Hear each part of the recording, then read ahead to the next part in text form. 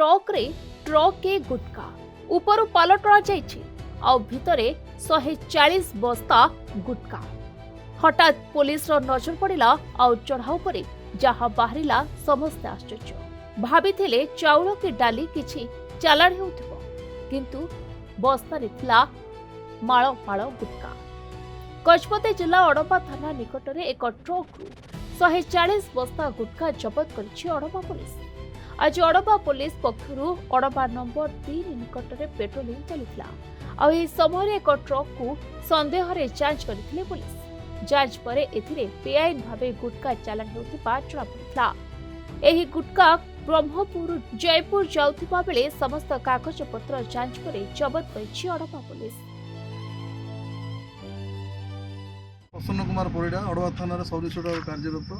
आज थाना अड़वा थाना जीडी नंबर 9 अनुसार आईएससी निर्देश अनुसार नाका ड्यूटी करथिबा समय अड़ापंगा पाख नंबर 3 छक ठारे गोटे संदिग्ध अवस्था गोटे गाड़ी आसुथिबा समय मैं अटकेली और गाड़ी रे ड्राइवर सहित अवैध गुटखा 140 कोटी बस्ता गाड़ी सहित गाड़ी अच्छी एवं कोठी नहीं जाऊला